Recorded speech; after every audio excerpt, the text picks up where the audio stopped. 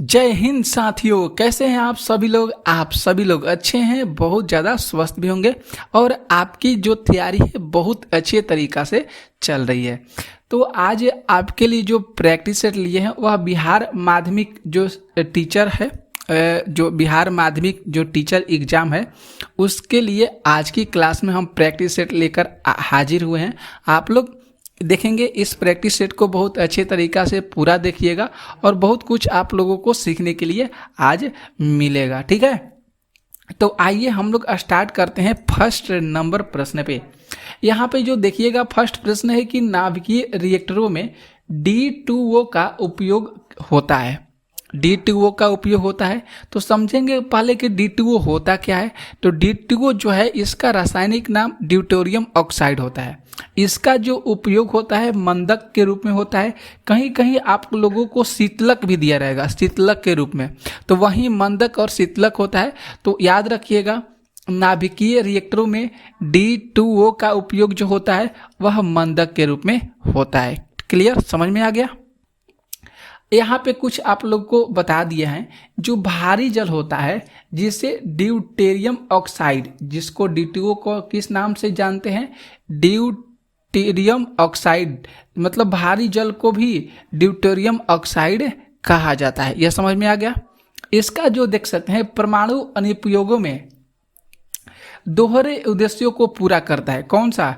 D2O करता है। और परमाणु विखंडन में श्रृंखला अभिक्रिया को बनाए रखने के लिए हाइड्रोजन की तुलना में इसका जो न्यूट्रॉन अवशोषण क्या होता है वह कम होना महत्वपूर्ण होता है। तो शीतलक के भी रूप में इसका इस्तेमाल होता है कि इसका ड्यूटेरियम ऑक्साइड का, तो इसे ध्यान में रखिएगा।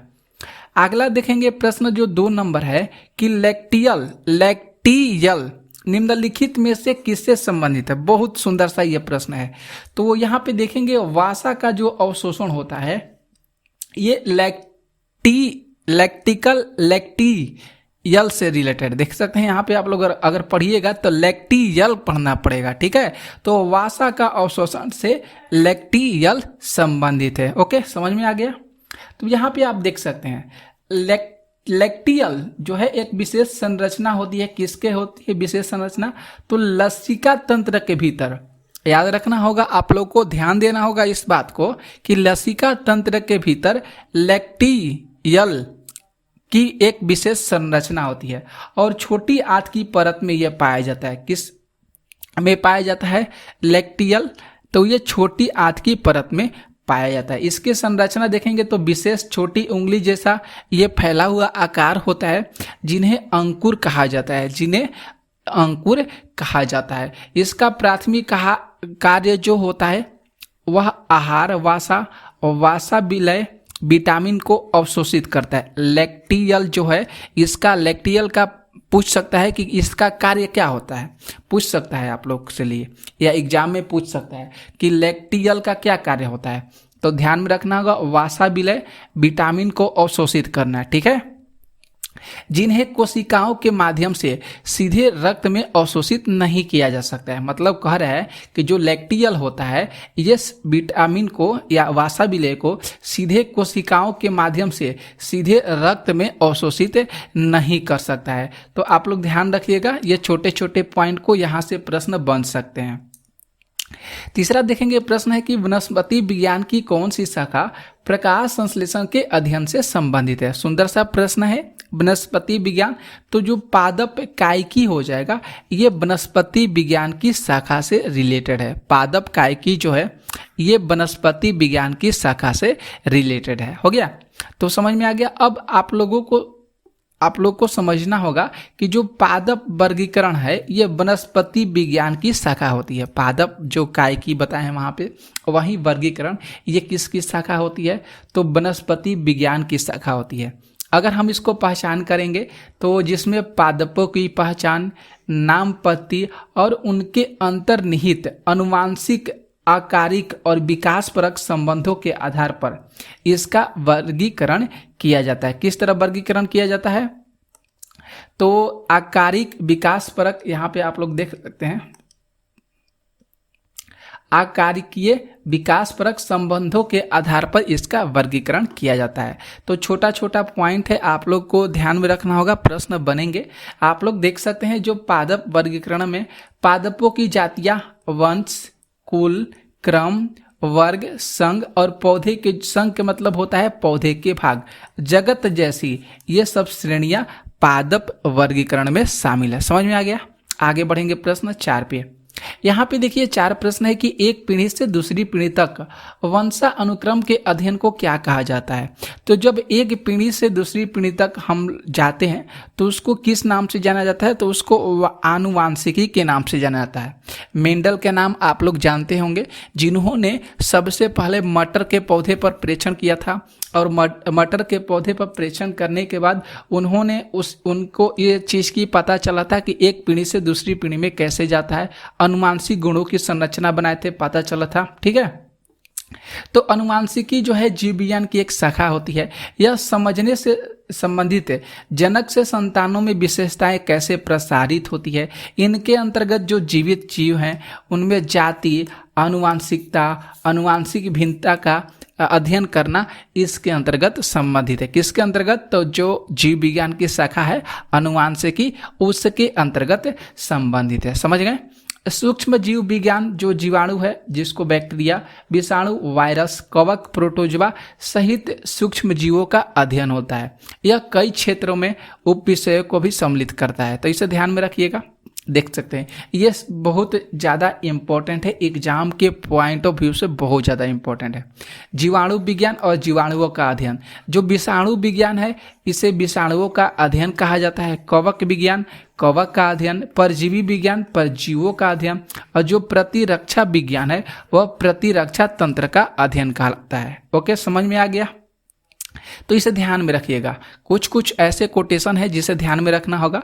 5 प्रश्न है कि फलीदार पादपों द्वारा नाइट्रोजन स्थिरीकरण के लिए कौन सा वर्णक आवश्यक होता है? फलीदार पादपों के द्वारा, तो यहाँ पे देखेंगे ये ऑप्शन सही होगा, लेग हीमोग्लोबिन। लेग हीमोग्लोबिन जो है ये फलीदार पादपों तथा नाइट्रोजन के स्थिरीकरण के लिए ये वर्णक जो है सबसे ज़्यादा इम्पोर्टेंट है, इसे ध्यान में रखना होगा। ठीक है, अब यहाँ पे समझिएगा कि जो लेग हीमोग्लोबिन है ये क्या है। तो ये एक लाल लौह युक्त यौगिक है जो फलीदार पादपों की जड़ ग्रंथिका के भीतर संश्लेषित होता है और नाइट्रोजन स्थिरीकरण करने वाले जीवाणुओं के साथ सहजीवी संबंध बनाता है। जीवाणुओं के साथ सहजीवी संबंध बनाता है कौन सा? तो लेग हीमोग्लोबिन। समझ में आ गया? सामान्य रूप से वह यह जो है राइजोबियम से होता है और जीवाणु पादप की जड़ों को क्या करता है? ये संक्रमित करता है। ये जहाँ पे रहता है वहाँ जड़ों में ग्रंथिका उत्पन्न करता है। कौन सा? तो लेग हीमोग्लोबिन। समझ गए? आगे देखिएगा प्रश्न, यहाँ पे 6 नंबर प्रश्न है। 6 प्रश्न है कि वह कौन सा एंजाइम है जो हमारे मुख में भोजन के साथ मिश्रित होता है, जो हमारे मुख में भोजन के साथ मिश्रित होता है। तो एमाइलेज याद कीजिएगा, क्या होता है? एमाइलेज। अब आप लोग को एंजाइम और के बारे में बताएंगे। पेप्सिन एंजाइम क्या है, पेरोक्सीडेज एंजाइम, ये सब क्या है, बहुत ज़्यादा इंपॉर्टेंट है, प्रश्न आ सकता है। तो पाचन जो एंजाइम है वह प्रोटीन होता है। जो आप लोग को पता होगा कि जो पाचन एंजाइम है वह कौन सा है? प्रोटीन होता है। ओके, अब यहाँ पे आप लोग समझिएगा कि जो पाचन प्रक्रिया में एक अभिन्न भूमिका निभाता है कौन सा? पाचन एंजाइम। पाचन एंजाइम नहीं, प्रोटीन निभाता है। वह हमारे द्वारा खाए जाने वाले भोजन को छोटे छोटे अणुओं में तोड़ने के लिए उत्प्रेरित करता है। कौन सा? प्रोटीन, जिनका उपयोग हमारा शरीर जो है ऊर्जा प्रदान करता है इसके अंतर्गत, और जितने भी अन्य महत्वपूर्ण कार्य होते हैं उसको भी ये क्या करता है?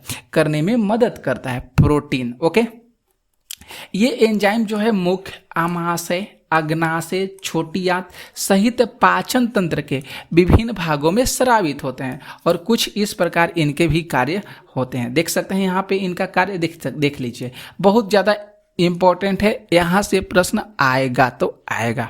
एमाइलेज जैसे पहले हम आप लोग को बताएं कि एमाइलेज जो है ये कार्बोहाइड्रेट को सरल शर्करा में तोड़ता है। याद रखना होगा, एमाइलेज जो है ये कार्बोहाइड्रेट को सरल शर्करा में तोड़ता है। यह मुख्य, लार, एमाइलेज और अग्नाशय एमाइलेज दोनों में से निर्मित होता है। तो पूछ सकता है प्रश्न कि एमाइलेज निम्नलिखित में से किससे निर्मित होता है, इसका निर्माण कैसे होता है। तो याद रखना होगा लार और अग्नाशय से, दोनों से निर्मित होता है। समझ गए। पेप्सिन की बात करेंगे तो ये भी एंजाइम ही है पेप्सिन, जो प्रोटीन के छोटे अमीनो अम्ल में तोड़ने के लिए आमाशय द्वारा स्रावित होता है। तो याद रखना होगा, पूछ सकता है प्रश्न पेप्सिन कहाँ से स्रावित होता है। तो याद रखिएगा पेप्सिन आमाशय से स्रावित होता है।